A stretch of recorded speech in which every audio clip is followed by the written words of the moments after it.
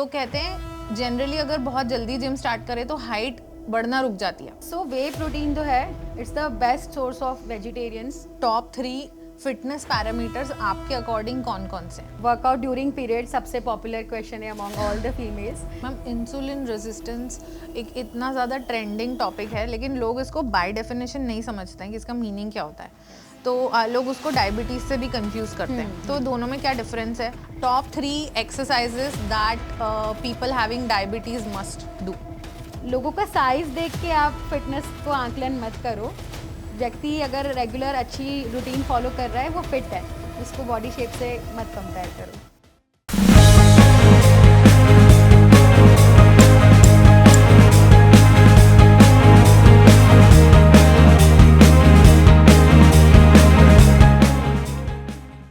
Hi guys, welcome back to the pharma daily. यह है पहला फार्मा डेली का हिंदी पॉडकास्ट जिसमें एक बहुत ही स्पेशल गेस्ट है हमारे साथ हमारे स्टूडियो में, जिनका नाम है miss Pranjal Solanki. She is the founder of TGF the gym factory. She is an engineer, she is a coder, a power lifting and weight lifting champion, a gym trainer, a fitness coach and a health expert. And the best part is she brought gold for India in Olympic Asian Powerlifting 2018 games, and she's also been awarded as the youngest female referee of Madhya Pradesh. So she's here with us in the studio today. Ma'am, please audience को अपने बारे में बताइए और introduce करिए. Okay, first of all, thank you so much Mitali for inviting me here. So basically मेरी जो journey की शुरुआत थी, हमें सबको पता है कि इंडिया में सिर्फ मेरे टाइम पे 11 में सबसे ज़्यादा जो चीज़ें चल रही थी वो था इंजीनियरिंग, डॉक्टर, CA वगैरह। ये सब का ऐसा माना जाता था कि कुछ नहीं होता है ये सारी चीज़ें।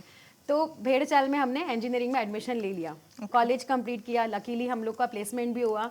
सो I got placed in TCS। So सब कुछ अच्छा था। आई वेंट टू मुंबई, मैंने अपनी सारी चीज़ें अच्छे से परफॉर्म की, बट एक वो था दिमाग में कि भेड़ चाल जो हमने की है, बट ये लॉन्ग टर्म के लिए मैं करियर नहीं सेट कर पाऊँगी। और कहीं ना कहीं बैक ऑफ द माइंड मेरे माइंड में ये था कि मुझे फिटनेस इंडस्ट्री में ही कुछ करना है।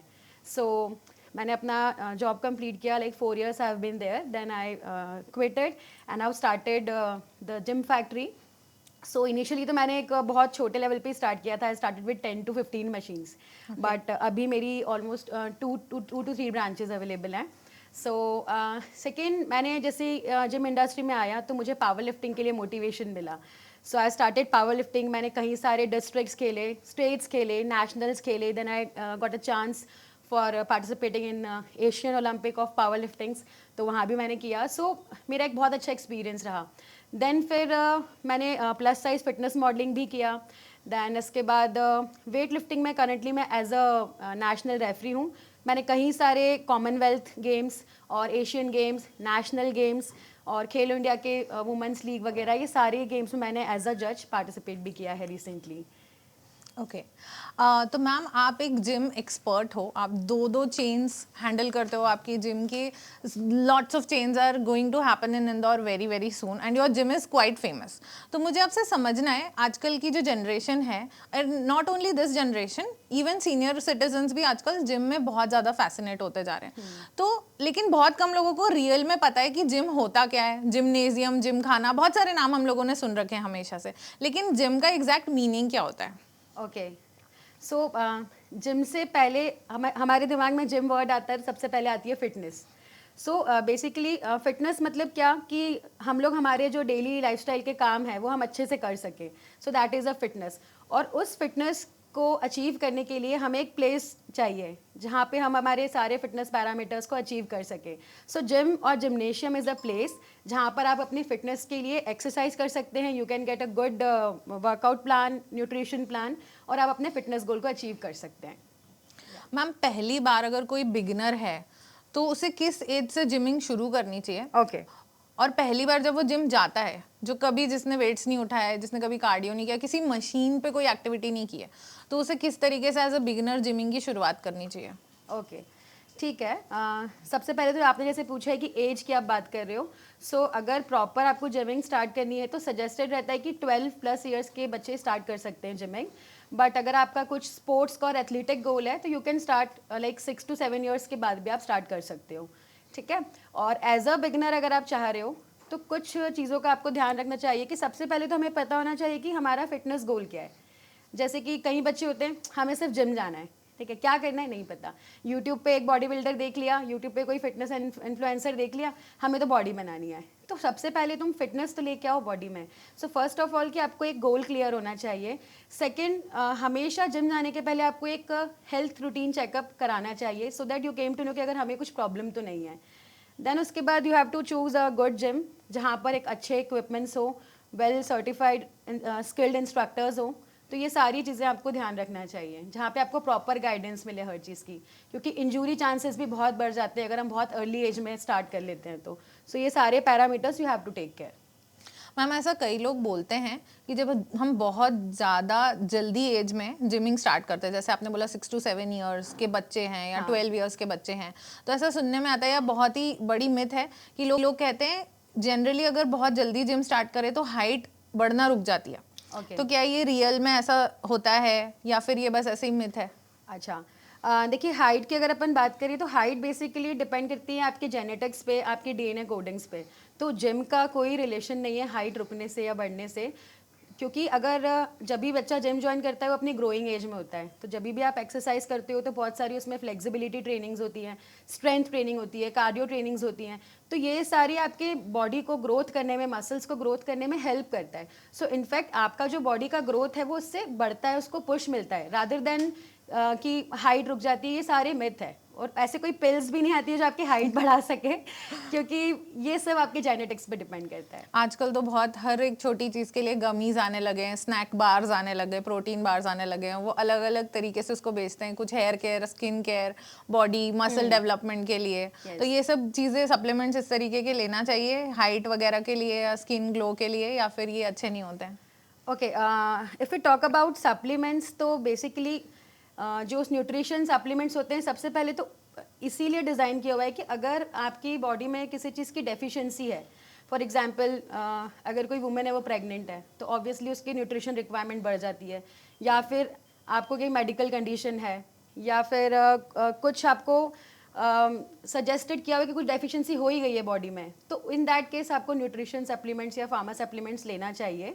बाकी ये जो चीज़ें हाइट बढ़ाने के लिए सारी चीज़ें होती हैं, तो ये मुझे नहीं लगता है कि वर्क करती हैं, ये सिर्फ एक सेल्स बढ़ाने के लिए वो लोग पंच लाइन डाल देते हैं। अगर आपको नीड है तो ही लो, अदरवाइज क्या होता है ना कि आप अगर एक बैलेंस डाइट ले रहे हो और एक प्रॉपर आपका जिसमें प्रोटीन इंटेक है, कार्बोहाइड्रेट्स है, प्रॉपर फैट्स है, वाइटामिन मिनरल्स, ये सारी चीज़ें आपके अगर डाइट में है तो आई डोंट थिंक, और आप अच्छा वर्कआउट कर रहे हो, अच्छा फिटनेस रूटीन फॉलो कर रहे हो, सो आई डोंट थिंक सो कि इतने सप्लीमेंट्स की हमें ज़रूरत है। We can go with the natural things. आपने बहुत अच्छा वर्ड यूज़ किया, वर्कआउट। तो आजकल बहुत फेमस हो गया कि मैं 1 घंटे वर्कआउट करता हूँ, मैं 2 घंटे वर्कआउट करती हूँ, जिम में रहती हूँ। ये कोट्स हमें देखने को मिलते हैं, लोग अपने स्टोरीज पे पोस्ट करते हैं वर्कआउट करने के इमीडिएटली बाद। तो एक ट्रेंड बन गया है कि जिम तो जाना ही है, वेट्स तो लिफ्ट करना ही है। तो क्या आप ऑडियंस को समझा सकते हो कि कोर ट्रेनिंग्स या वर्कआउट्स कितने टाइप के होते हैं? ओके, ठीक है। इसमें जो हम सबसे पहले तो देखो एक छोटी सी मैं चीज़ ऐड करती हूँ इसमें, कि वर्कआउट हम करते हैं फिटनेस के लिए, राइट? और फिटनेस के जैसे हम पैरामीटर्स की बात करें तो अगर आपकी बॉडी में स्ट्रेंथ है ना, स्टैमिना है जो कि बोलते हैं हम कार्डियोवैस्कुलर एक्टिविटीज़, और आपकी बॉडी में एंडुरेंस है, मस्क्यूलोस्केलेटल स्ट्रेंथ है, मतलब आपकी जॉइंट हेल्थ अच्छी है, फ्लेक्सिबिलिटी है कि आपको अगर कुछ भी उठा के रखना है तो आपका जॉइंट प्रॉपर वर्क कर रहा है, दैट इज़ फ्लेक्सिबिलिटी। तो ये सारी चीज़ें हैं तो आपको एक फिट बॉडी माना जाएगा। सो जो आपका वर्कआउट है वो इसी तरीके से डिज़ाइन होना चाहिए जिसमें ये सारे पैरामीटर्स वर्क करें। सो जिसके लिए, जैसा आपने पूछा कि जिसके लिए हमें क्या टाइप की ट्रेनिंग्स करना चाहिए, so basically trainings are strength training, ठीक है, कार्डियो ट्रेनिंग्स होती हैं, और क्रॉसफिट वर्कआउट है, HIIT trainings, high intensity interval trainings, tabata workouts होते हैं, जुम्बा, एरोबिक्स, योगा। सो ये सारे वर्कआउट ट्रेनिंग्स होते हैं जो आपके फिटनेस के सारे पैरामीटर्स को फुलफिल करने के लिए होते हैं। क्या आप हमको एक एक करके सारे समझा सकते हो स्टेप वाइज? लाइक अगर हम बात करें कार्डियो की, तो बाय डेफिनेशन कार्डियो का रियल मीनिंग क्या है और उसे क्यों करना चाहिए? ओके, ठीक है। सो कार्डियो की अगर हम बात करें तो बेसिकली कार्डियो इज़ जो भी हम लोग एरोबिक एक्सरसाइज करते हैं, मतलब कह सकते हैं कि ऐसी कोई भी एक्टिविटी जो हमारी हार्ट रेट को बढ़ा रही है for extended period of time, so that is a cardio activity, ठीक है। एंड ये आपके अगर हम बेनिफिट्स की बात करें तो ये आपके हार्ट हेल्थ के लिए अच्छा है, स्टैमिना आपका बिल्ड करता है, और अगर आप जैसे फैट लॉस पे हो तो it will help you to remain in the calorie deficit, ठीक है। और इसके लिए हम लोग एग्जाम्पल अगर देते हैं तो जैसे ब्रिस्क वॉकिंग आप कर रहे हैं, रनिंग कर रहे हो, जॉगिंग है, swimming, skipping, dancing, so these are the type of trainings that you can include as a cardio activity. Okay, then आपने HIIT मेंशन किया था, तो how is it different from cardio? Okay, so HIIT is basically high intensity interval trainings. So इसमें हम लोग focus करते हैं कि हार्ट रेट बहुत मैक्सिमम लेवल पे जाता है and we do it in intervals. Basically ऐसे लोग जिनके पास टाइम की कमी है और उन्हें कम टाइम में ज़्यादा से ज़्यादा कैलोरी बर्न करनी है, so they can go for HIIT workout. तो उसमें हम लोग फुल बॉडी वर्कआउट ट्रेनिंग करते हैं। कुछ लाइक फॉर एग्जाम्पल मैंने 5 मिनट्स का एक ट्रेनिंग शेड्यूल सेट किया है। Will have the 5 exercise and you have to do without rest, 1 minute, 1 minute, 1 minute. So it will help you to burn more calories and help you to make more stamina. Okay. Ma'am एक parameter जो mind में हमारे set है as Indians, हमें लगता है कि जो मोटे लोग हैं वो शायद अनफिट हैं, जो शायद थोड़ी लीनर बॉडी के हैं वो फिट है। हाँ. अभी आपने फिटनेस को समझाया, और बहुत सारे लोगों का ना जिम जाने का गोल ही ये होता है कि उनको वेट लॉस करना है, पर जैसे जैसे ये रील कल्चर, कंटेंट क्रिएशन ये सब फेमस हो गया है, तो हम लोगों ने भी कुछ नई टर्म्स सीख ली हैं, सुन ली हैं, जैसे कि फैट लॉस एक चीज़ होती है, एक चीज़ होती है विसरल फैट लॉस।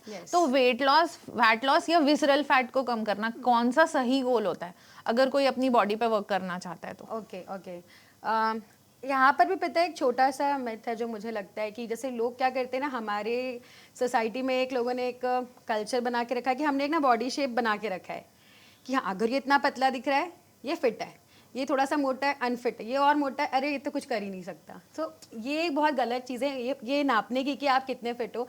मैंने जिम में देखा है कि एकदम फिट सी लड़की है, फिट सा लड़का है, they are not even to walk for 20 minutes continuously. 2.5 के डंबल भी वो लोग नहीं उठा पाते हैं, लाइक 1 महीना 2 महीना। बट आप उनको देखोगे तो लोग बोलेंगे कि हाँ तू तो बड़ा फिट है, बड़ा पतला सा है, सुंदर सा है, अच्छा सा है। बट यही अगर जैसे मैं मेरी बात करूँ और मेरे साथ मेरे जो भी और भी बहुत सारे क्लाइंट्स हैं, they can walk like 40-60 minutes continuously, they can walk for incline. So सारी एक्टिविटीज़ बहुत ईजीली करते हैं। सो ये पैरामीटर्स जो नापने के हैं ये बहुत गलत है। सो ये चीज़ थोड़ी चेंज होना चाहिए। एंड सेकेंडली जैसे आपने बोला weight loss, fat loss, so basically weight loss को हम ना नंबर्स पे आंकते हैं। जैसे कि आज मैं 100 किलो हूँ तो मेरा वेट 90 किलो हुआ, 80 किलो हुआ, 70 किलो हुआ, तो मैं सिर्फ केजीज में जा रही हूँ, ठीक है। तो वो हम कैसे कर सकते हैं कि हमने बहुत एक्सेसिव कार्डियो किया और बहुत क्रैश डाइट्स की, तो आपके number on scales gate reduced, ठीक है। And if you talk about fat loss, visceral fat loss जो आपने कहा, उसमें हम ये फोकस करते हैं कि हमें थोड़ा ना सस्टेनेबल रिजल्ट्स मिले हमारी बॉडी में से, rather than numbers on weighing scale हमारा फैट रिड्यूस हो बॉडी में से। और जितना अच्छा फैट रिड्यूस होगा, लीन मसल मास बनेगा, उतना आपके रिजल्ट सस्टेन करेंगे। वेट लॉस आपका फिर से जब आप छोड़ते हो सारी चीज़ें, फिर से इनटेक करना चालू करते हो, नंबर्स बढ़ते जाते हैं। But you have fat loss, तो आपके सस्टेन करते हैं results for a long duration of time. और मैम एक बहुत फेमस चीज़ है, इंच लॉस में भी बहुत बहुत ज़्यादा लोग इंडल्ज करते हैं आजकल। yes. तो इंच लॉस अच्छा होता है या वेट लॉस अच्छा होता है? इंच लॉस ज़्यादा बेटर है, क्योंकि सबसे पहली बात तो कि आपको एस्थेटिकली बहुत अच्छे दिखते हो आप, आपका बॉडी काफ़ी टोन दिखता है। बेसिकली इंच लॉस को हम ये भी कह सकते हैं कि अगर किसी की बॉडी में बोन डेंसिटी अच्छी है, मसल मास अच्छा है, तो आपका इंच लॉस होता है ना। और वेट में आपको नंबर कम दिखते हैं। एक छोटा सा एग्जांपल देती हूँ इसके लिए। अभी की बात नहीं, पुरानी ज़माने में जाते हैं, जब जैसे गोविंदा और सलमान खान अपने करियर के पीक पे थे।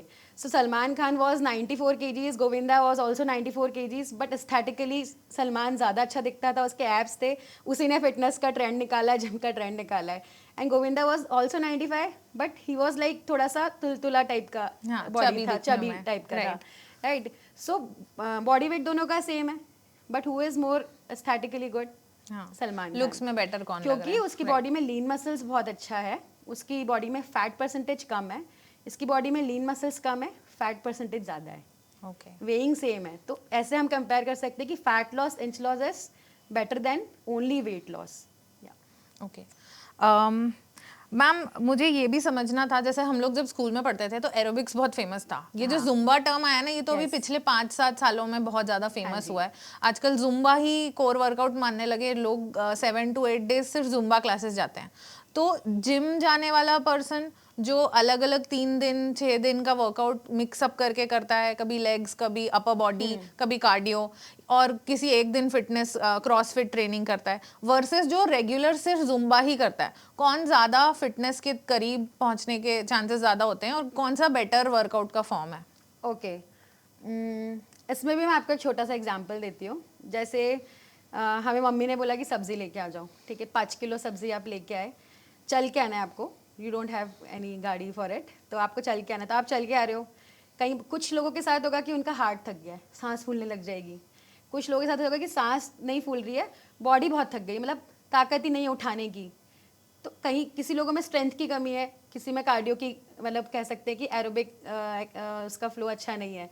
तो कहने का मतलब है कि अगर आप जिम जा रहे हो तो आपको जो ट्रेनिंग है वो पूरा कॉम्बिनेशन में करना चाहिए, क्योंकि आपका जिसमें स्ट्रेंथ भी बने, आपका कार्डियोवैस्कुलर एक्टिविटी, आपकी हार्ट हेल्थ अच्छी हो, आपकी बॉडी में फ्लेक्सिबिलिटी भी रहे, आपके जॉइंट हेल्थ भी प्रॉपर हो। ऐसे आपको एक वर्कआउट शेड्यूल चूज करना है। तो जैसे अगर आप जुम्बा की बात करोगे तो zumba aerobics is basically a cardio activity, so that will help you for your heart health and aerobic exercise. So आपको कॉम्बिनेशन करना है हमेशा, don't go for a single activity कि मैं सिर्फ जुम्बा ही करूँगा, ठीक है। अगर आप सिर्फ फिटनेस के लिए लुकआउट कर रहे हो कि मैं पूरा फिट हूँ हर चीज़ में, पर स्ट्रेंथ ट्रेनिंग भी इक्वली ज़रूरी है। जैसे मैंने आपको एग्जाम्पल दिया कि आपकी सांस फूल रही है पर आपकी बॉडी अच्छी चल रही है, बॉडी अच्छी चल रही है तो सांस फूल रही है, तो ये दोनों चीज़ होनी चाहिए ना, तो यू आर आप फिट हो। तो इसीलिए आपको कॉम्बिनेशन ऑफ ट्रेनिंग्स करनी है। Okay ma'am, top 3 fitness parameters आपके अकॉर्डिंग कौन कौन से हैं जिसके हिसाब से किसी भी इंडिविजुअल को अपनी हेल्थ का एनालिसिस करने के लिए यूज़ करना चाहिए? ओके, 3 पैरामीटर्स इज, सबसे पहले तो आपका मस्कुलर स्ट्रेंथ होना चाहिए, ठीक है, and cardiovascular strength and muscular skeletal strength. So muscular skeletal is basically your joint and health, joint health proper होना चाहिए, cardio is for your heart health and strength is for all your overall muscles proper होनी चाहिए, strengthen होनी चाहिए। थोड़ी सी बात हमने अभी न्यूट्रिशनल सप्लीमेंट्स की बारे में की थी। Yes. सबसे ज़्यादा फेमस और सबसे ज़्यादा फेवरेट जो सभी का है वो है प्रोटीन और प्रोटीन शेक्स। तो मैम, प्रोटीन क्या होता है? Okay, so protein is basically एक मैक्रो न्यूट्रिएंट है प्रोटीन, जो हमें एनर्जी प्रोवाइड करता है। हमारे सारे टिश्यू सेल्स सब प्रोटीन से बना है, हमारी स्किन है, हेयर्स हैं, ऑर्गन्स हैं, हार्मोन्स हैं, सब चीज़ें प्रोटीन से ही बनी हुई हैं। सो प्रोटीन बहुत इंपॉर्टेंट है हर चीज़ के लिए। तो अगर हम बात करें हमारी जो मसल्स हैं, मसल्स की स्ट्रेंथ देना, उसको रिकवर करना, रिपेयर करना, हार्मोन्स को प्रॉपर वर्क करना, एंड आपका मेटाबॉलिज्म मेंटेन होना प्रॉपर, तो ये सारी चीज़ें प्रोटीन से बहुत इफ़ेक्ट होती हैं। तो इसीलिए बहुत इंपॉर्टेंट पैरामीटर है इन योर न्यूट्रिशन। ओके और प्रोटीन लेना इम्पॉर्टेंट क्यों है? मतलब कुछ लोग तो कहते हैं असेंशियल है कि अगर आप जिम जा रहे हो ना तो प्रोटीन नहीं लिया तो बड़ा प्रॉब्लम होगा, तो क्यों ज़रूरी है कि प्रोटीन इनटेक करना चाहिए या बढ़ाना चाहिए, या ये भी एक मिथ है बस? अच्छा, ओके, जैसे अगर आप नॉर्मल रूटीन में और घर का खाना खा रहे हो बेसिक, इट इज़ ओके। अगर आप जिम जा रहे हो, वहाँ पे 1 से 1.5 घंटा वर्कआउट कर रहे हो, तो आपकी बॉडी का फ्यूल रिक्वायरमेंट भी बढ़ रहा है, क्योंकि आप उससे आउटपुट तो ले रहे हो पर इनपुट कुछ नहीं कर रहे हो। अगर आप एक्स्ट्रा एफर्ट दे रहे हो अपनी बॉडी के थ्रू, तो आपको कुछ एक्स्ट्रा डालना भी तो पड़ेगा। अब चूंकि हम जिम जाते हैं तो बेसिकली मसल्स पे ही काम होता है पूरा, it's everything about muscles. Muscles break होता है, अब ब्रेक हुआ है तो उसको रिकवर और रिपेयर करना है, ताकि अगले दिन हम फिर से अच्छा वर्कआउट करें, हमारे रिजल्ट्स अच्छे हों। तो इसीलिए प्रोटीन जो एक ऐसा कंपाउंड है जो इन सारी चीज़ों के लिए रिस्पॉन्सिबल है। तो इसीलिए हम ये बोलते हैं कि अगर आप जिम जाते हो, अगर आप एक्सरसाइज करते हो, तो आपके जो प्रोटीन के रिक्वायरमेंट्स है वो थोड़े से बढ़ जाते हैं। ऐसे तो सभी के लिए रिक्वायर्ड है, बट इफ़ यू आर, आप आउटपुट एक्स्ट्रा निकाल रहे हो तो आपको इनपुट भी एक्स्ट्रा देना ही पड़ेगा, वैसा। But I want to ask you, who should not take protein? Strictly who should not take protein? So अगर आपको जैसे कोई लिवर रिलेटेड डिसीज़ है या आपके किडनीज रिलेटेड कुछ प्रॉब्लम है, तो इन दैट केस आपको प्रोटीन इंटेक थोड़ा कम करना चाहिए, क्योंकि आपका जो ऑर्गन्स है वो उतना उसको पचा ही नहीं पाएगा, डाइजेस्ट ही नहीं कर पाएगा। और अगर आपको कोई स्पेशल मेडिकल कंडीशन है तो इसीलिए इन केसेस में आप प्रोटीन अवॉइड कर सकते हो, बट रिक्वायरमेंट है बॉडी की तो एक हेल्थ केयर प्रोफेशनल से आप कंसल्ट करके अपना रूटीन प्लान कर सकते हैं। Okay, and what is exactly way and way protein? बहुत फेमस हो रहा है आजकल के ज़माने में, क्योंकि कहते हैं कि मिल्क सप्लीमेंट है, मिल्क से बन रहा है तो हेल्दी होगा। तो वे एंड वे प्रोटीन का क्वालिटी कैसा होता है और ये लेना चाहिए नहीं लेना चाहिए? ओके, सो वे प्रोटीन जो है it's the best source of vegetarians, vegetarians के लिए बेस्ट सोर्स है प्रोटीन का। बेसिकली जो दूध होता है ना, दूध को जब हम फाड़ते हैं सिरका डाल के, तो उसके दो पार्ट्स बनते हैं, एक लिक्विड रहता है और एक सॉलिड रहता है। So liquid part is whey and the solid part is casein, दोनों एक फॉर्म ऑफ प्रोटीन है। So casein is your slow digesting protein and whey is your fast digesting protein. So whey लेना कोई नुकसानदायक नहीं है, क्योंकि अगर आप जैसे वेजिटेरियन डाइट फॉलो कर रहे हो तो हमें बहुत सारे अमीनो एसिड प्रोफाइल्स नहीं मिल पाते हैं, हमारी प्रोटीन रिक्वायरमेंट पूरी नहीं हो पाती है। So you can take whey protein supplements, is totally safe, कोई दिक्कत नहीं है। अगर आप एक सही ब्रांड चूज करते हैं, सही इंग्रेडिएंट्स लेते हैं और सही तरीके से अपने मैक्रोन्यूट्रिएंट्स प्लान करते हैं, then it is safe to take whey proteins. आजकल ना ये चीज़ बड़ी फेमस हो गई है, कभी भी हम वे प्रोटीन या किसी भी टाइप की कोई चीज़ खरीद रहे हैं तो लेबल पढ़ने की आदत डाल रहा है India, right? So what are the top 3 ingredients that you must check for before you buy your next protein box according to you? Okay, सबसे पहले तो हमें देखना चाहिए कि उसमें आर्टिफिशियल स्वीटनर्स या आर्टिफिशियल शुगर्स हैं कि नहीं। जैसे स्पार्टम डालते हैं, सुक्रोलोज डालते हैं, सो ये सारे आर्टिफिशियल शुगर हैं, तो इन्हें हमें अवॉइड करना चाहिए। सेकेंडली, जो माल्टोडेक्सट्रीन्स होते हैं, तो ये भी एक बहुत हाई कैलोरी देने वाले एलिमेंट है, तो उसे भी हमें अवॉइड करना चाहिए। एंड अगर आप लैक्टोज टॉलरेंट हो तो उसमें यू हैव टू चेक कि मिल्क और सोया प्रोडक्ट नहीं है, तो आप उस तरीके से बाय कर सकते हो। मेरा ये सजेशन रहता है कि always go for a blend, जिसमें आइसोलेट, कंसनट्रेट एंड हाइड्रोलाइज तीनों टाइप के प्रोटीन मिक्स हो और ये सारे चीज़ें ना हो, तो it is a good brand, क्योंकि हर ब्रांड अपना बेस्ट ही दे रहा है हर चीज़ करने के लिए। So you just check this labels and you can buy your protein box. Okay ma'am, थोड़ा सा फीमेल हेल्थ के बारे में बात करते हैं। जनरली हम ऐसा सुनते हैं, एक मिथ है कि विमेन को वेट्स नहीं उठाने चाहिए, बॉडी थोड़ी मर्दों जैसी हो जाती है, थोड़े आदमी जैसा टोन या शेप आने लगता है, तो ये चीज़ गलत है या सही है? ओके, फीमेल्स के लिए तो मैं बिल्कुल बोलना चाहूँगी, क्योंकि ऐसा होता है कि जिम में जब भी कोई फीमेल क्लाइंट ज्वाइन करती है, सबका क्वेश्चन ये रहता है, मैम हमें बॉडी तो नहीं बनानी है, हमें पता है वो जिम करने से ना लड़कों जैसे दिखने लग जाते हैं, मर्दाना हो जाते हैं, तो हमें तो सिर्फ फिटनेस करनी है, हमें कोई मतलब नहीं है वेट्स उठाने से। आप तो हमें बता दो कार्डियो का क्या पैकेज है, जुम्बा का क्या पैकेज है। और इनफैक्ट जो अच्छे जो पढ़े लिखे भी हैं, प्रॉपर जो सब चीज़ों को समझते हैं, वो भी इसमें अभी तक कंफ्यूज है कि करना चाहिए या नहीं करना चाहिए। सो मेरा ये मानना है कि एक वुमन की लाइफ में 3 फेजेस बहुत इंपॉर्टेंट होते हैं। सबसे पहले तो जब उसका मेंसेस आता है, पीरियड साइकिल स्टार्ट होता है। सेकेंड, जब वो प्रेग्नेंट होती है। एंड थर्ड इज जब उसका मेनोपॉज आता है। तो ये तीनों फेजेस बहुत एक क्रूशियल फेजेस है, जहाँ पर वुमेंस बहुत सारे हार्मोनल चेंजेस फेस करती हैं। स्पेशली जब मेनोपॉज आता है तब हमारी बॉडी में से बहुत ब्लीडिंग होता है, तो कैल्शियम लॉस बहुत होता है उस टाइम पे। तो ऑस्टियोपोरोसिस जो बेसिकली घुटने की प्रॉब्लम है, वो उस टाइम स्टार्ट होती है। आपने सुना होगा, आपकी मम्मी भी बोलती होंगी, या मैक्सिमम 40-45 प्लस ईयर्स की जो भी लेडीज से अगर आप बात करोगे तो वो यही बोलेगी, बेटा यार मेरे घुटनों में बड़ा दर्द होता है, क्योंकि कैल्शियम लॉस हो गया है बॉडी में से। उस टाइम प्रॉपर आपने सप्लीमेंट भी नहीं किया, आपने आपके मसल्स भी प्रिजर्व नहीं किए, तो बॉडी में जॉइंट कैसे आपका बैलेंस होगा, तो पेन तो होगा ही। तो इन तीनों फेसेस में जो प्रॉब्लम होती है ना, अगर हम हमारी मस्कुलर स्ट्रेंथ पे ध्यान दें कि हमारे मसल्स लीन बॉडी मास को प्रिजर्व करें, तो ये सारी प्रॉब्लम से हम बच सकते हैं। और लीन बॉडी मास बनता कैसे है? When you do a proper adequate amount of weight training provided with a balanced nutrition, जिसमें प्रोटीन इंटेक अच्छा हो। तो इसीलिए weight training will help you to build your lean muscles. तो इसलिए वेट ट्रेनिंग फीमेल्स के लिए बहुत इंपॉर्टेंट है। इनके तीनों फेजेस में वेट ट्रेनिंग आपको बहुत हेल्प करेगी। मैम, जो तीनों फेज आपने अभी मेंशन किए हैं, Yes. उनको एक एक करके डिकोड करते हैं। Okay. सबसे पहले तो पीरियड्स में वर्कआउट आजकल बहुत ज़्यादा फेमस हो गया। हमें जितने भी टैम्पॉन्स या विस्पर, पीरियड्स के जितने भी एड्स आते हैं, सैनिटरी नैपकिन वगैरह के, आजकल तो महीना panties and so many things are getting so famous, है ना? तो they are bringing out products जो आपको मोटिवेट कर रहे हैं कि इस टाइम पे भी हमें वर्कआउट करना चाहिए। आपके क्रैम्प्स को आपको इग्नोर कर देना चाहिए, आपका रेस्टिंग फेज को आपको इग्नोर कर देना चाहिए। तो आयुर्वेदा और बहुत सारे ऐसे मेडिसिनल सिस्टम्स हैं जो कहते हैं कि इस पूरे फेज में व्हेन यू आर ब्लीडिंग या menstruating, you should seat home and you should give your body proper rest.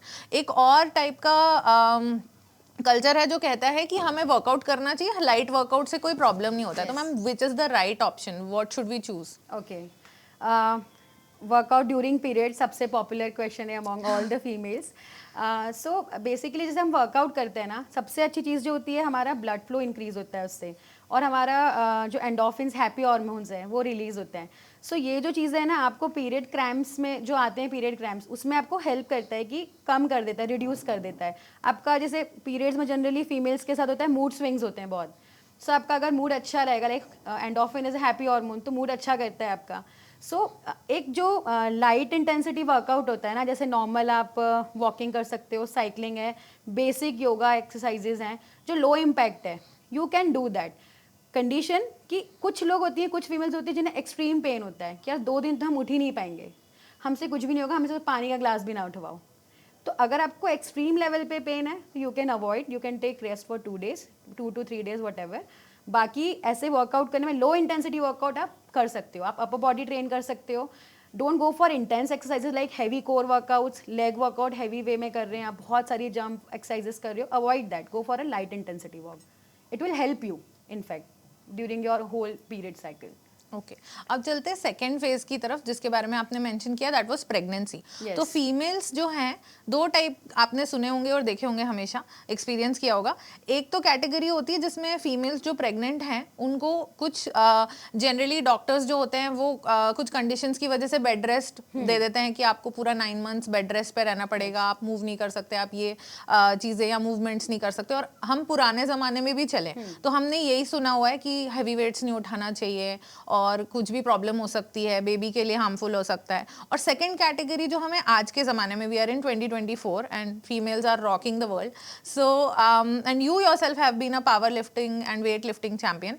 तो अभी के टाइम पे हमें ऐसी रील्स, ऐसे कंटेंट देखने को मिलते हैं जहाँ पे एक 8 month प्रेग्नेंट वुमेन है, लेकिन वो जुम्बा भी कर रही है, वो वेट्स भी उठा रही है जितना उसके डॉक्टर या उसके ट्रेनर ने उसे रेकमेंड किया है या प्रिस्क्राइब किया है। तो दोनों में से कौन सा ज़्यादा सही है, which is better, and what should be praised more? Okay, बहुत अच्छा आपने मुझसे क्वेश्चन पूछा है। जैसे प्रेगनेंसी के दौरान, जैसे हम शुरू के 3 months की अगर हम बात करते हैं तो वो बहुत क्रिटिकल होते हैं।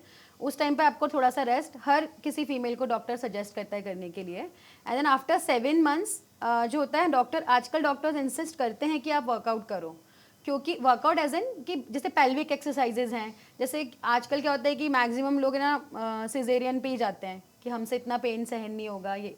लेकिन अगर प्रॉपर आप अपने मसल्स को स्ट्रेंथन करते रहते हो, वर्कआउट अगर आप स्ट्रेचिंग्स वगैरह सब करते हो, जैसे प्री नैटल योगा आजकल बहुत ट्रेंडिंग में है, तो वो सारी एक्सरसाइजेज आपको हेल्प करती है। आपका जब बेबी जब होता है तो आपको बहुत एफर्ट्स देने पड़ते हैं, अगर आप नॉर्मल डिलीवरी करवाते हो तो उस टाइम पे आपको है ना, आपका लाइक फोकस, आपका जो एफर्ट लगता है, उन सब चीज़ों में बहुत हेल्प करता है। So you can do condition, अगर आपको डॉक्टर सजेस्ट कर रहा है तो you can go with prenatal yogas और basic strengthening exercises, you can go, कोई नुकसान नहीं है।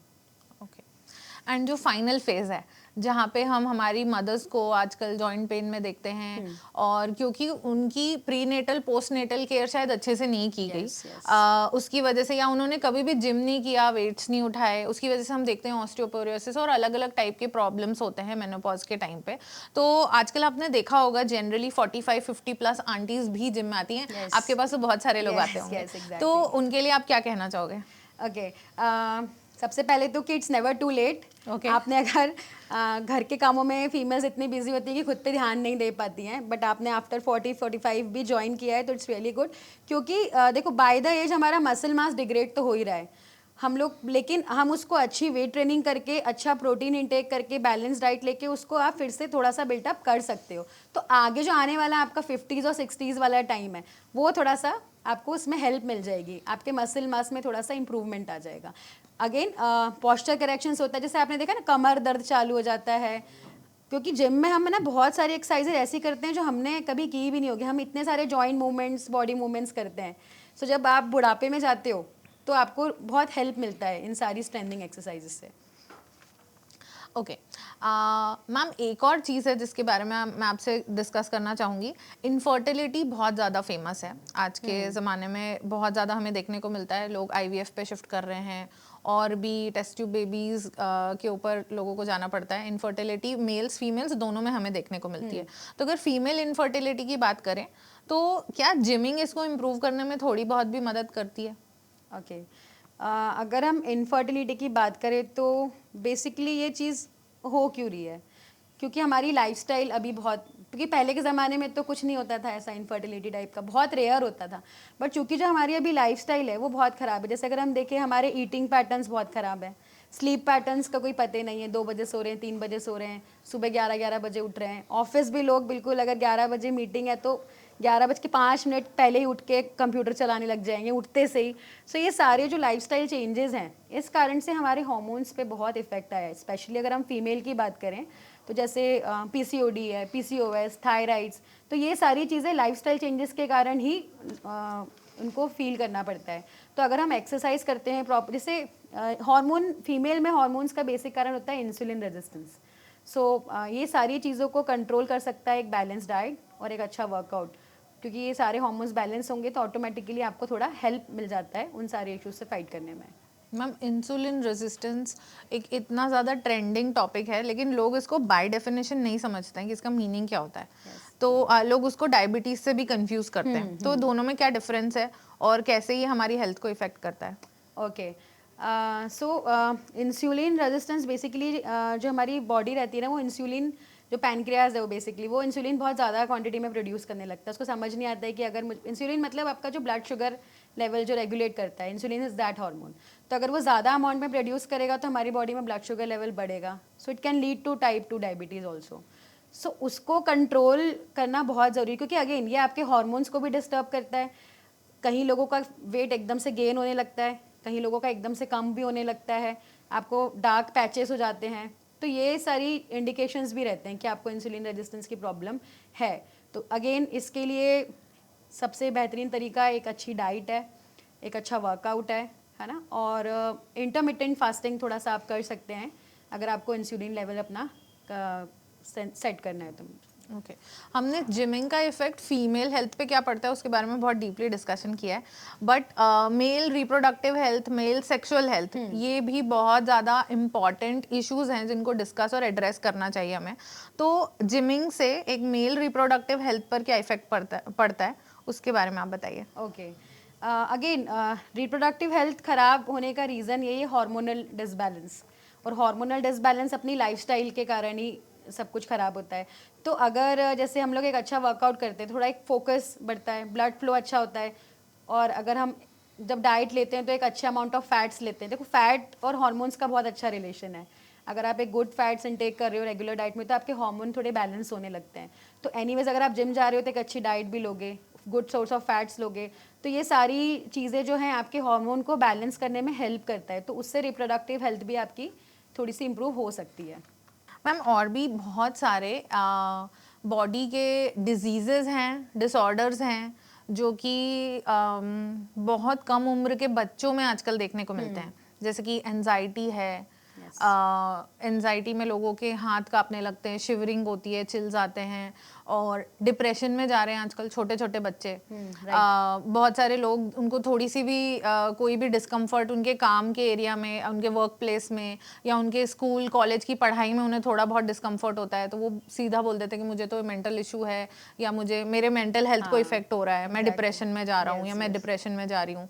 तो मैम, ऐसे सिचुएशन में ना डॉक्टर्स कई बार रेकमेंड करते हैं कि आप अपने बच्चे को, पेरेंट्स को कहते हैं कि आप अपने बच्चे को या तो जिम भेजो या कोई फिजिकल वर्कआउट करवाओ। तो मैम, क्या जिम करने से रियली इन चीज़ों पे, इन मेंटल हेल्थ इश्यूज के ऊपर कोई असर पड़ता है? बिल्कुल, आप बोलो, मेरे पास रिसेंटली लास्ट ईयर काफ़ी सारे क्लाइंट्स आए थे जिन्हें ये इशू फेस कर रहे थे, जो मतलब लिटरली इतने ज़्यादा उनको एंजाइटी अटैक्स हैं, और मतलब उनसे आप बात करोगे तो आप यू कैन फील कि ये बंदा बहुत डीप डिप्रेशन में है। ऐसे क्लाइंट्स बहुत आते हैं जिम में। अभी आपको जिम कैसे हेल्प कर सकता है? सबसे पहले तो जैसे मैंने आपको बताया था कि जिम एक्सरसाइज करते हैं हम, तो हमारे जो हैप्पी हार्मोन्स है, दैट इज़ एंडोर्फिन्स, वो रिलीज़ होते हैं। तो अगर थोड़ा सा हैप्पी हार्मोन रिलीज़ होता है तो मूड चेंज होता है आपका। सेकेंड, जो स्ट्रेस हार्मोन्स हैं, दैट इज़ कॉर्टिसोल्स, वो रिड्यूस होते हैं, तो उससे भी आपको थोड़ा सा डिफरेंस फील होता है। इसके अलावा जो व्यक्ति डिप्रेशन में रहता है, एंजाइटी में रहता है ना, उसको सोशली एंगेज होने में बहुत फियर होता है। तो वो जिम आता है तो उसको इतने सारे लोग मिलते हैं तो उसका थोड़ा सोशल एंगेजमेंट बढ़ता है। तो ये सारी, सेकेंड, जैसे आप जिम आ रहे हो तो कहीं ना कहीं आपको ट्रेनर मोटिवेट कर रहा है कि सर आपका ये गोल है, आप इसके लिए पुश करता है आपको, तो कहीं ना कहीं आपका थोड़ा फोकस बढ़ता है, डिसिप्लिन बढ़ता है, आपका ध्यान भटकता है, आप डिप्रेशन को थोड़ा भूलते हो कि यार मुझे थोड़ा मेरा गोल भी अचीव करना है। तो इस तरीके से ये सारे पैरामीटर्स आपको जिम ज्वाइन करने से या कोई भी फिटनेस रूटीन फॉलो करने से मिलते हैं, तो आपको इस हेल्प करता है वो उस चीज़ों से उभरने के लिए। एक और प्रॉब्लम है पीसीओडी, पीसीओएस, राइट। 90% फीमेल्स को आज के ज़माने में पीसीओडी, पीसीओएस या थायराइड की प्रॉब्लम्स हैं। तो क्या आपके पास ऐसे भी क्लाइंट्स आते हैं जो बोलते हैं कि मुझे सिर्फ इसका ट्रीटमेंट चाहिए, क्या जिम से मुझे इसमें कुछ इम्प्रूवमेंट देखने को मिल सकता है? बिल्कुल बिल्कुल, डेफिनेटली पीसीओडी, पीसीओएस ये सारे एक्सपीरियंसेस मैंने पर्सनली भी किए हैं।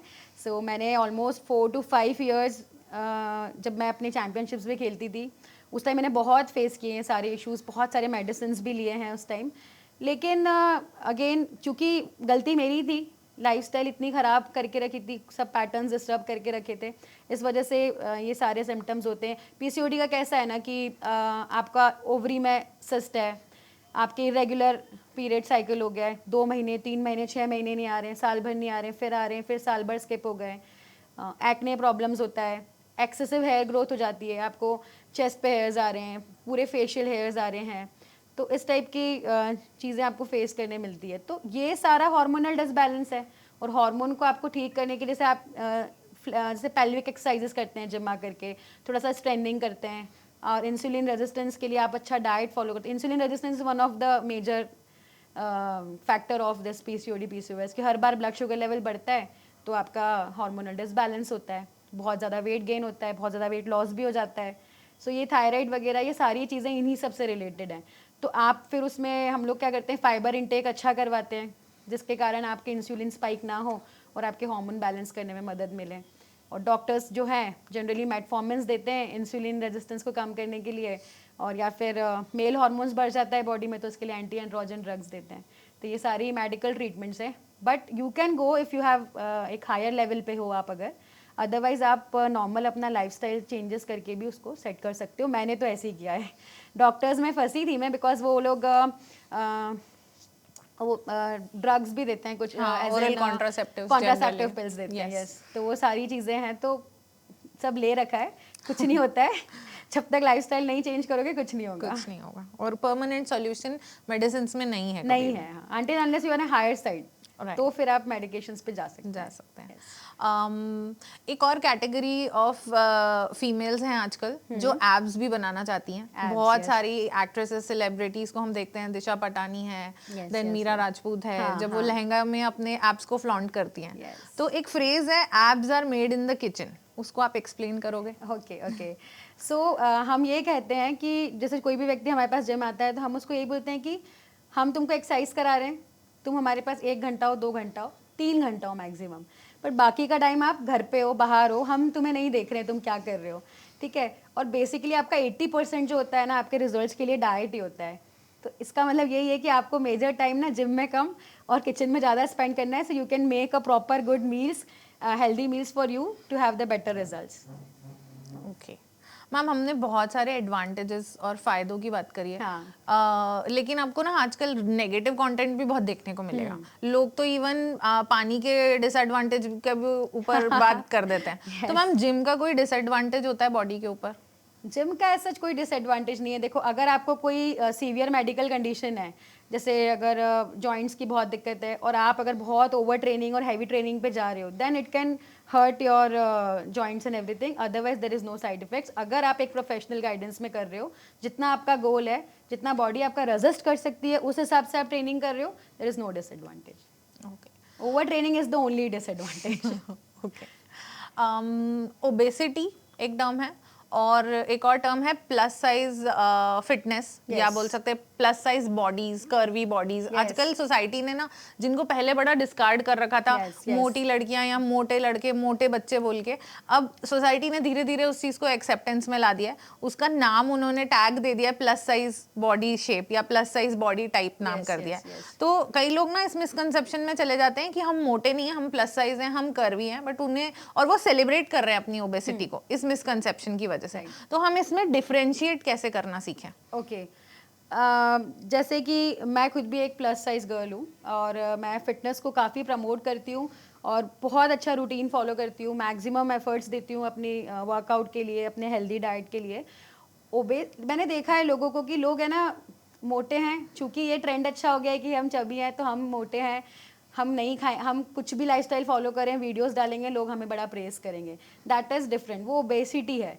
अगर आप एक बॉडी शेप में अपने आप को एक्सेप्ट कर रहे हो और उसके लिए आप मेहनत कर रहे हो, फिटनेस को टाइम दे रहे हो, डाइट को टाइम दे रहे हो, हर चीज़ के लिए आप प्रॉपर रेस्ट रिकवरी कर रहे हो, तो that is the fitness, right. और ओबेसिटी में है ना लोग बैड लाइफस्टाइल को सेलिब्रेट कर रहे हैं, प्रमोट कर रहे हैं और कह रहे हैं कि हाँ ठीक है, ये तो प्लस साइज फिटनेस है, हम तो प्लस साइज कर्वी गर्ल्स हैं, we are the best. So that is totally wrong.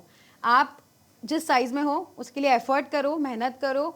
Every body is unique, but आप उसके लिए मेहनत करो अपने गोल्स के लिए एंड फिटनेस के लिए ट्राई करो, that is the best thing. Okay, आपने कुछ टाइम पहले एक रील डाला था अबाउट कार्डियो, फास्टिंग कार्डियो, खाली पेट कार्डियो। तो ये चीज़ सब लोग जानना चाहते हैं कि क्या होता है। लोग बहुत, जैसे कोई भी ट्रेंडिंग नया हैक आता है ना, बॉडी हैक की, कैसे जल्दी पतले हो सकते हैं, क्या कर सकते हैं, तो लोग बहुत जल्दी उसको फॉलो करने लगते हैं। तो आप डिबंक कर सकते हो कि फास्टिंग कार्डियो क्या होता है? Okay, so fasted cardio is basically doing any type of cardio activity empty stomach. So basically हम मॉर्निंग में ही करते हैं क्योंकि रात भर का हमारा एक स्टारवेशन रहता है। तो सुबह हम कोई भी एक्टिविटी कर सकते हैं, जैसे वॉकिंग है, जॉगिंग है, साइकिलिंग है, चैटी है, any of the aerobic exercises you can do. So basically इसका ये इंपॉर्टेंस रहता है कि बॉडी जो आपका स्टोर्ड फैट है वो एज द एनर्जी यूज़ करता है, सो दैट आपका जो फैट लॉस प्रोसेस है बॉडी के लिए वो और अच्छा हो जाता है। सेकेंडली, आपको क्या होता है कि जैसे हमेशा एक फैट लॉस पे जो व्यक्ति रहता है वो कैलोरी डेफिसिट पे रहता है। सो कैलोरी डेफिसिट के लिए आपको कैलोरी बर्न करते भी होना चाहिए, तो वो आपको हेल्प कर देता है कैलोरी डेफिसिट मेंटेन करने में। तो इस तरीके से आपके फैट लॉस प्रोसेस को वो एनहांस कर देता है। बट अगेन ये चीज़ ज़रूरी नहीं है कि हर किसी के लिए वर्क करे। So it's working for me but not necessary कि आपके लिए भी काम करे। So you have to understand your body, what is working for you और व्हाट इज़ नॉट। सो आप, लेकिन it is good for overall calorie deficit and fat loss.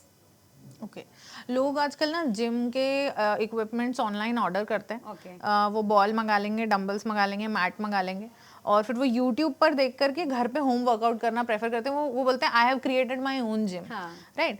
तो क्या ये सेफ रहता है या फिर it is better to first learn from a real gym trainer, a fitness coach कि कैसे वर्कआउट्स किए जाते हैं, rather than just doing it from YouTube? What is more safer? Okay, देखो हमेशा लर्निंग्स तो हमें हर चीज़ में ज़रूरी है। जब हमें चलना भी हमारे पेरेंट्स ने सिखाया है, तो सीखना बहुत ज़रूरी है पहले बिफोर डूइंग एनीथिंग। तो आप होम जिम कर रहे हो, होम वर्कआउट कर रहे हो, दैट इज़ वेरी गुड, क्योंकि आप अपनी फिटनेस के लिए अवेयर हो, इसलिए आप कुछ ना कुछ कर रहे हो, ये बहुत अच्छी बात है। पर अगर आप प्रॉपर गाइडेंस में नहीं, यू कैन टेक, आप एक ऑनलाइन पर्सनल ट्रेनर हायर कर लो जो आपको 1-on-1 सारी चीज़ें गाइड करेगा कि कैसे करना है। सिर्फ यूट्यूब में व्यक्ति कर रहा है, आप उसको देख रहे हो, आप कोई पॉस्चर करेक्शन का भी ध्यान नहीं रख पाते हो। डेडलिफ्ट लगानी है तो बैक उसमें आपका आर्च होना चाहिए, पर व्यक्ति बैक राउंड करके लगा रहा है, उसको पता ही नहीं है। अब सामने वाला तो एथलीट है ना, आपको पता ही नहीं कि बैक आर्च भी करना होती है। स्क्वाट्स लगा रहे हैं तो नीज कैसे होना चाहिए, हिप कैसे डाउन जाना चाहिए, बस आप उसको देख के कुछ तो भी कर रहे हो। अगर आपने सीख लिया है सारी चीज़ें, then you are working at your home, that is good. आप सिर्फ यूट्यूब देख के, मुझे नहीं लगता कि हम बीइंग अ नॉर्मल लेमैन हम समझ पाते हैं कि पॉस्चर क्या होता है, करेक्ट टेक्निक क्या होती है, तो वो सेफ नहीं है थोड़ा। वर्क फ्रॉम होम के ज़माने और कोविड के ज़माने से ये जो ऑनलाइन फिटनेस या ऑनलाइन ट्रेनिंग्स है, वर्कआउट्स हैं, ये बहुत ज़्यादा चल गए हैं, जिसमें लोग जो है योगा सेशंस लेते हैं, जुम्बा सेशंस लेते हैं, इवन वर्कआउट के ट्रेनिंग सेशंस लेते हैं ऑनलाइन, जहाँ पे बहुत सारे लोग जूम पर एक साथ इकट्ठे रहते हैं और ट्रेनर उनको बताता है कैसे करना है। एंड वर्सेस रियल लाइफ में जब आप जिम में आपके ट्रेनर के साथ खड़े होते हो, तो offline versus online gym training में कितना फ़र्क आता है और कौन सा ज़्यादा एफिशिएंट होता है? ओके, सो देखो, वर्चुअल ट्रेनिंग का मैं ये कहना चाहती हूँ कि जिन लोगों के पास बिल्कुल टाइम नहीं है, बहुत बिजी स्केड्यूल है, पर वो चाह रहे हैं कि यार कहीं ना कहीं मुझे आधा घंटा 1 घंटा अपनी फिटनेस को देना है, तो वो घर बैठे बैठे अपना वर्कआउट कर लें, तो एटलीस्ट उनका एक रूटीन सेट हो जाता है। बट थोड़े से मुझे जो ड्रॉबैक लगते हैं कि जैसे क्या होता है, आप जब जिम जाते हो तो आपको थोड़ा सा एडवांस लेवल ऑफ इक्विपमेंट्स मिलते हैं। अगर आपको वर्कआउट में आपकी बॉडी को चैलेंज करना है, तो अब घर पे तो आप 40 किलो का डंबल ला के रखोगे नहीं, तो आपको थोड़ा सा एक चैलेंज अच्छा मिलता है। प्लस अगर आप किसी को लाइव ट्रेनिंग करा रहे हो, तो ट्रेनर का जो एक मोटिवेशन होता है कि come on more 3 more reps 4 more reps, तो वो आपको आपके रिजल्ट्स के लिए और पुश करता है, राइट। एंड इसके अलावा जो मतलब एक प्रॉपर गाइडेंस ऑफलाइन वे में ज़्यादा अच्छी मिलती है। बट हाँ, अगर आप बिल्कुल ही नहीं कर रहे हो, बहुत ही आलसी हो, मट्ठे हो कि नहीं जा पाऊंगा मैं, तो आप जा सकते हो, बिकॉज पर वो शुड भी 1-on-1 रहता है, तो ट्रेनर आपके फॉर्म्स का ध्यान रख पाता है। और जिम में आपको क्या है, मोटिवेशन भी एक बहुत अच्छा मिलता है, क्योंकि लोग आपको आसपास दिखते हैं, तो एक एम्बियंस प्रॉपर मिल जाता है। ओके आप मुझे बताइए कि जैसे जनरली आप जब जिम में भी लोगों को ट्रेन करते हो तो इंजरीज होने का डर तो रहता ही है, कभी कभी बहुत सीवियर इंजरीज भी हो जाती हैं। कभी आपने ऐसा कुछ अपने करियर में फेस किया है? बिल्कुल, डेफिनेटली। मेरे मतलब कह सकते हैं कि मैंने अपना लिफ्टिंग करियर स्टॉप मेरी इस चीज़ के कारण किया। See it was not an injury, but मुझे एक ना मेडिकल कंडीशन हुआ था, that is HLA-B27 positive. So basically ये पता भी नहीं होगा क्या बहुत होता है सारे ये, लोगों आप को। अच्छे से एक्सप्लेन करो, what is this HLA-B positive का 27 मीन, positive, 27 पॉजिटिव yes. का मीनिंग क्या होता है? सो बेसिकली ना ये एक ऑटो इम्यून डिसीज़ है। तो इसमें जैसे ऑटो इम्यून मतलब कि आपका जो इम्यूनिटी सिस्टम है वो खुद ही आपकी बॉडी के हेल्दी सेल्स को अटैक कर रहा है, जबकि इम्यूनिटी सिस्टम आपके हेल्दी सेल्स को बचाता है, बनाता है। तो इम्यूनिटी आपका खुद ही अटैक कर रहा है हेल्दी सेल्स पे। तो मेरे को जो है बेसिकली मेरे को स्पाइनल आर्थराइटिस, जो स्पॉन्डिलो आर्थराइटिस होता है, वो प्रॉब्लम डिटेक्ट हो गया। ऑल ऑफ अ सडन मैं सुबह उठी, I had my Zumba session on Sunday, and Monday morning में उठती हूँ तो मैं देखती हूँ कि मैं उठ ही नहीं पा रही हूँ। आई वॉज टोटली ब्लॉक, मैं हिल भी नहीं पा रही थी। सो धीरे धीरे जब मैंने 6 महीना 8 महीना तो मुझे ये समझने में लग गया कि मुझे आर्थराइटिस का प्रॉब्लम है, क्योंकि मैंने तो अपने करियर में इतनी लिफ्टिंग की है तो मुझे कभी ये इशू फेस ही नहीं हुआ। ऑल ऑफ अ सडन मुझे ये चीज़ एक्सपीरियंस हुई। सो इस कारण से क्या हुआ कि मेरी जो स्पाइन थी वो इतनी स्टिफ हो गई थी कि I was not able to bend my self. मैं साइड बैंड्स, फॉरवर्ड बैकवर्ड कुछ नहीं कर पा रही थी। और अगर आपको लिफ्टिंग करना है तो spine is the backbone, like आपकी पूरा पिलर है आपकी पूरी बॉडी का, तो आप कैसे लिफ्टिंग करोगे। तो वो जो 2 to 3 ईयर्स थे वो मेरे लिए बहुत चैलेंजिंग थे, जिसमें मैंने मेडिकेशंस हैं, फिजियोथेरेपीज़ हैं, बहुत सारी चीज़ें। डॉक्टर ने तो इनफैक्ट मुझे ये भी बोला था कि अभी जो तुम्हारी कंडीशन है, डोंट लिफ्ट वेट्स, छोड़ दो, अब ये सब कुछ नहीं होना है। बट स्टिल मैंने फिर से अपनी जर्नी स्टार्ट की है अभी, एंड लेट्स सी अभी मैं कहाँ तक जाती हूँ। अच्छे टारगेट्स बनाए हैं। सो इंजरीज़ का ऐसा है ना कि हर एक एथलीट की लाइफ में ये चीज़ होती है। अब आप वेट लिफ्टिंग कर रहे हो, वेट्स आपने थ्रो किया, आपका शोल्डर ट्विस्ट हो गया, आपकी एल्बो ट्विस्ट हो गई, लॉक टूट गया है, बहुत ये सब होता ही है। बट आपको see it is just like कि आप अपने गोल के लिए कितने भूखे हो कि मुझे करना ही है, मुझे करना ही है। अगर वो पैशन आपके दिमाग में है तो इंजरीज वगैरह चलते रहेगा। ठीक है ना, 6 महीने ही गया ना, कोई बात नहीं, अगले साल खेल लूँगा, पर खेलूँगा ज़रूर। तो ये एटीट्यूड, ये माइंडसेट, उसको भी पॉजिटिव लेना है कि चल ठीक है 6 महीने रेस्ट ही कर लेता हूँ, इतने साल मेहनत की, 6 महीने का रेस्ट हो जाएगा, अब जो आऊँगा कम बैक करूँगा वो तगड़ा करूँगा। तो वो एक एटीट्यूड रहता है तो हो जाता है। ओके आपकी ये मोटिवेशनल इंस्पायरिंग स्टोरी सुन के पॉडकास्ट का डायरेक्शन मुझे आपकी ओलंपिक स्टोरी के बारे में ज़्यादा पूछने की तरफ लेकर जा रहा है। बेसिकली आपने जो गोल्ड लाया है इंडिया के लिए, उसको अच्छे से समझाओ, क्या था, कैसे था, कब सोचा कि मुझे ओलंपिक्स में अप्लाई करना है, पूरा प्रोसेस क्या था और कैसे आप वहाँ तक पहुँचे, पूरी जर्नी क्या थी? अच्छा, ओके। देखो, एक तो मैंने अपना सॉफ्टवेयर इंजीनियरिंग छोड़ करके मैंने जिम स्टार्ट किया था। तो उस टाइम मैं बेसिक फिटनेस के लिए वर्कआउट करती थी। तो मेरी जिम में ना एक मास्टर प्लेयर आते थे। Master player is like he is 63 years old. वो पावर लिफ्टिंग खेलते थे। तो उन्होंने मुझे देखा वर्कआउट करते हुए, एंड उन्होंने ये एनालिसिस किया कि ये बंदी में स्ट्रेंथ तो है, और lifting iron is all about the strength. तो उन्होंने मुझे मतलब मुझसे बिना पूछे ही मेरा नाम दे दिया था। एक डिस्ट्रिक्ट चैंपियनशिप होने वाली थी इंदौर में, तो उन्होंने नाम लिखवा दिया और मुझे रात को बोला कि बेटा मैंने तेरा नाम लिखाया है, तू खेल के आ जा। एंड आई वाज लाइक कि मुझे तो पता भी नहीं है कि पावर लिफ्टिंग होता क्या है, वेट लिफ्टिंग क्या होता है, उसमें क्या रूल्स होते हैं, क्या करना होता है, मुझे ये भी नहीं पता था उस टाइम पे। तो उन्होंने कहा कि सब आ जाएगा समझ में, तू तो जा। सो मैं गई, मेरा फर्स्ट टाइम उस टाइम सिल्वर आया था उस टाइम पे। तो आई वाज लाइक कि यार इतनी सी एफर्ट में मेडल ही आ गया ये तो फिर जैसे मैं आगे बढ़ते गई, मुझे कुछ कोचेस मिलते गए जिन्होंने मुझे थोड़ा मोटिवेट किया, मुझे ट्रेन किया। So started played so many districts, फिर स्टेट्स में सिलेक्शन हुए, फिर नेशनल्स के लिए गए काफ़ी सारे। ये सब 2 to 3 ईयर्स का पूरा जर्नी था।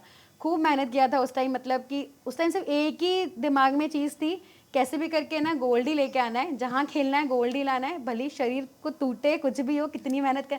आई यूज टू ट्रैवल लाइक मैं 8 किलोमीटर्स जाना 8 किलोमीटर्स आना, और सुबह शाम जिम भी करना, और मैं 8 किलोमीटर्स दूर जाती थी ट्रेनिंग करने, आना डाइट लेना। तो इट्स जस्ट लाइक कि करना था बस।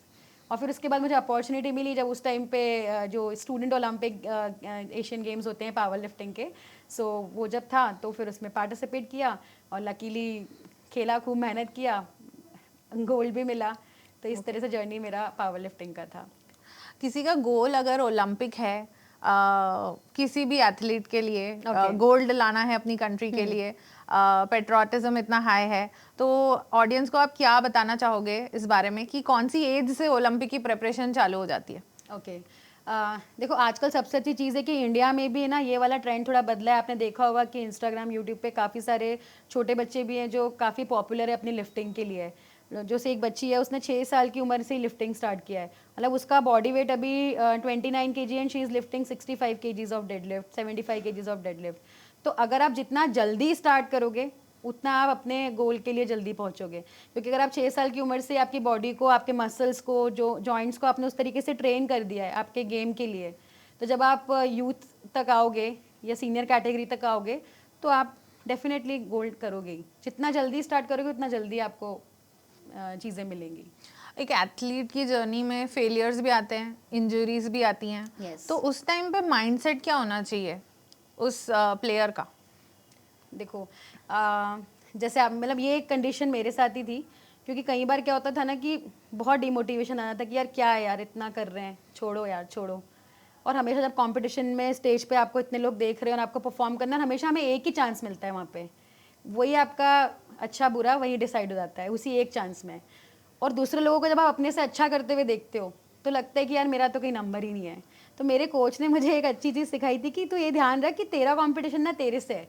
अगर तूने पिछली बार अगर 100 किलो की स्क्वाट की थी पिछले कंपटीशन में और इस बार तू 110 कर रही है, तो ये तेरी जीत है।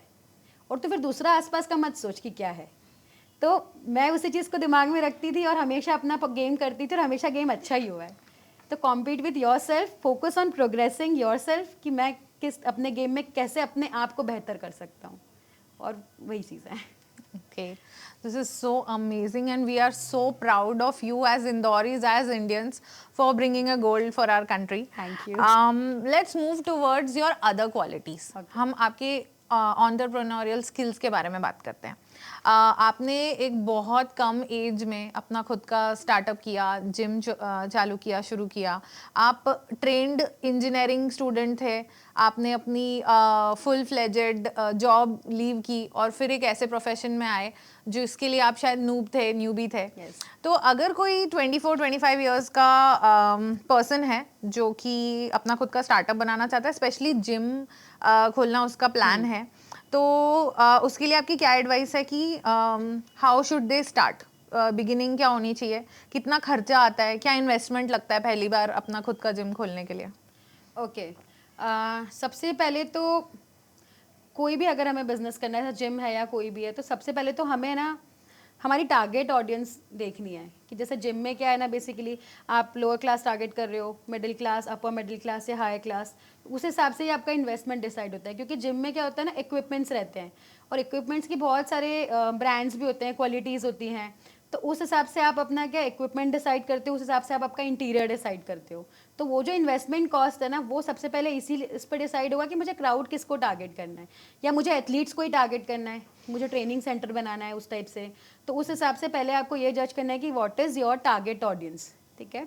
सेकेंडली मुझे ये देखना है कि अगर जहाँ पर मैं हूँ वहाँ पे ऑलरेडी कितने टाइप के कॉम्पिटिशन्स हैं, वो लोग क्या परफॉर्म कर रहे हैं, कैसा कर रहे हैं। क्योंकि इस बेसिस पे मेरा एक मेंबरशिप मॉडल डिसाइड होगा कि मेरे को मेंबरशिप क्या करनी है। जैसे अगर मैं मेरे एरिया की बात करूं तो हमारे 1 किलोमीटर की रेंज में ही 10 जिम है, और सब ऑलमोस्ट मंथली देखा जाए तो एक होता है ना कि 1500, 2000, 2500 यही बीच का अमाउंट ले रहे हैं, और हर कोई अच्छा ही कर रहा है, नो डाउट अपना बिजनेस हर कोई बेस्ट देता है।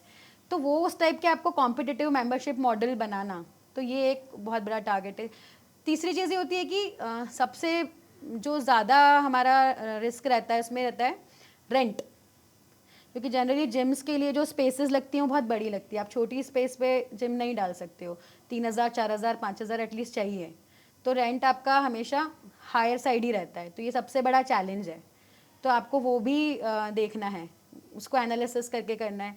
तीसरी चीज़ आपको आपके लाइसेंसेज हैं जो भी लीगल्स हैं, जैसे आपका गुमाश्ता है, नगर निगम है, साउंड के लाइसेंसेज हैं, ये सारी चीज़ें आपको प्रिपेयर करनी है before starting. And best cheese marketing strategies जो सबसे इम्पॉर्टेंट है। तो ये सारी चीज़ें अगर आप एनालिसिस करते हैं प्रॉपर, तो you can start a good fitness centre. Okay, do's की बात तो हमने कर ली है, डोंट्स क्या होते हैं अगर हम जिम इंडस्ट्री की बात करें, जिम बिजनेस हम स्टार्ट करना चाह रहे हैं, तो कौन कौन सी चीज़ें जो नहीं करनी चाहिए? ओके ओके, जिम में कैसा रहता है ना, जिम में जो हमारा कस्टमर है वो एक ही चीज़ के लिए आ रहा है, उसको रिजल्ट चाहिए। मोटा है तो उसको पतला होना है, पतला है तो हेल्दी होना है, हेल्दी है तो मेंटेन करना है, एथलीट है तो परफॉर्मेंस बढ़ाना है, इसी चीज़ के लिए आ रहा है। और अगर आप वही चीज़ उसको नहीं दे पा रहे हो तो ये सबसे बड़ा ड्रॉबैक है। तो इस चीज़ का हमेशा ध्यान रखना है कि जो आपका क्लाइंट है उसको आप सेटिस्फाई करो, ये सबसे इम्पॉर्टेंट चीज़ है। सेकेंड, जिम में रहता है मेंटेनेंस, क्योंकि कई बार क्या होता है कि आपने भी देखा होगा कि आए दिन ट्रेडमिल बंद हो रही है, आए दिन क्रॉस जो भी आपकी मशीन्स है वो बंद हो रही है, वायर टूटे हुए हैं, केबल्स टूटी हुई हैं। तो ये मेंटेनेंस का आपको पूरा ध्यान रखना है, क्योंकि इससे आपके कस्टमर्स का इंप्रेशन ख़राब होता है। अब अगर कोई ट्रेडमिल के लिए वेट कर रहा है 10 मिनट 15 मिनट 20 मिनट, तो उसको अभी टाइम हो गया, किसी के पास टाइम नहीं है, उसको जाना है। तो मेक श्योर मेंटेनेंस आपका प्रॉपर टाइम बेसिस पे हो, और जो आपकी मार्केटिंग्स वगैरह है वो स्ट्रैटेजीज आपकी प्रॉपर रहें। तो ये 2-3 चीज़ें आपको ध्यान रखनी, कस्टमर सेटिस्फेक्शन एंड मेंटेनेंस। अगर हमें जिम में बिजनेस करना है और सेल्स बढ़ानी है, तो सेल्स टीम के लिए क्या एडवाइस है आपकी, हमारी ऑडियंस जो देख रही है? ओके, सेल्स ना सबसे बड़ा मतलब टारगेट रहता है, क्योंकि जिम इंडस्ट्री या कोई भी इंडस्ट्री में आजकल बहुत टफ कंपटीशन है, सब लोग अच्छा कर रहे हैं, बहुत कंपटीशन है। तो सेल्स के लिए हम ये कर सकते हैं कि जैसे जिम के लिए आप बहुत सारे से कॉर्पोरेट टाइप्स होते हैं, बहुत सारे प्लेटफॉर्म्स हैं, जैसे फिटर्निटी है, कल्ट फिट है, फिट पास है, और बहुत सारे ग्रुप्स हैं ऑनलाइन, तो आप उनसे टाई अप कर सकते हो कॉर्पोरेट्स के थ्रू, आपको क्लाइंट्स इजीली मिल जाते हैं वहाँ से। सेकंड, आप रेफरल प्रोग्राम्स आप कर सकते हैं, ठीक है, आप मेंबर्स के लिए आप लॉयल्टी रख सकते हैं, कुछ उनको गिफ्ट्स दे सकते हैं। जैसे क्या होता है कि हम किसी भी, आज आप कपड़े लेने जाते हो, उसने अगर आपको 2 रुपये की एक चॉकलेट्स भी दे दी कि मैम ये आपके लिए, तो आप बहुत खुश हो जाते हो। तो ऐसे कुछ आप मेंबर्स के लिए अर्ली मेंबरशिप पे गिफ्ट्स रख सकते हैं कि सर आप हमारे लॉयल मेंबर हैं तो इसके लिए आप गिफ्ट्स दे दो। और सबसे बड़ी चीज़ है कि मेंबर जब भी जिम आता है, कोई भी क्लाइंट, उसका सबसे बड़ा इशू ये रहता है कि वो रेगुलर नहीं हो पाता है, कंसिस्टेंसी किसी की भी नहीं हो पाती। उसके रीजंस हैं, या तो वो बोर ही हो जाता है, ठीक है, या फिर वो मोटिवेटेड ही नहीं है, आया 4 दिन बहुत मोटिवेशन से आया, फिर आया गायब हो गया। तो ये जो चीज़ें हैं ये क्यों होती है, क्योंकि वो उसको एंगेजमेंट नहीं मिल रहा है कुछ। तो आप कुछ ऐसे प्रोग्राम्स एंगेजमेंट प्रोग्राम्स बना सकते हो, कुछ इवेंट्स आप बना सकते हो कि जिससे मेंबर्स थोड़ा सा एंगेज रहे। वो छुट्टी मार रहा है तो अरे यार इवेंट है जिम में, चलो चलो। तो इस तरीके से आप एंगेजमेंट प्रोग्राम्स बनाएं, इवेंट्स करवाएं, तो उनसे क्लाइंट आपका एंगेज रहेगा। तो एंगेज रहेगा तो पैसा आएगा, क्योंकि अल्टीमेटली जो है ऑलरेडी बना हुआ क्लाइंट, उससे आपको रेन्यूअल्स लेना है, और नए क्लाइंट को अट्रैक्ट करने के लिए आपको इस तरीके के इवेंट्स कराना है। तो ये कुछ चीज़ों पे आप, और सबसे इंपॉर्टेंट कस्टमर सेटिस्फैक्शन, उसको रिजल्ट चाहिए, उसको रिजल्ट दो, वो आपको छोड़ के नहीं जाएगा। मेरे पास आज भी ऐसे क्लाइंट्स हैं जो मुझे 8+ ईयर्स हो गए हैं, आज तक भी मेरे पास 8 साल वाले क्लाइंट मेरे मेंटेन हैं, क्योंकि रिजल्ट्स भी हैं, माहौल अच्छा है, हर चीज़ अच्छी है, तो वो कहीं नहीं जाएगा फिर। ओके, कहते हैं कि जिम में ना हम क्लाइंट की बॉडी के साथ खेल रहे होते हैं, राइट? तो आप कैसे डिसाइड करते हो कि जो जिम स्टाफ हमें हायर करना है वो उनके एजुकेशनल क्वालिफिकेशंस क्या होने चाहिए, और उनका जो माइंडसेट या एटीट्यूड कैसा होना चाहिए? जो भी आप जिम का स्टाफ हायर करते हो, किस बेसिस पे, कौन से पैरामीटर्स पे करते हो? ओके, देखो सबसे पहली चीज़ तो यही है, जैसे आपने बहुत अच्छी चीज़ बोली है कि आप जिम में लोगों की बॉडी के साथ खेल रहे हो। डेफिनेटली मेरे पास जिम में हर तरह के क्लाइंट्स आएंगे, बच्चे से लेके बुजुर्ग तक आए।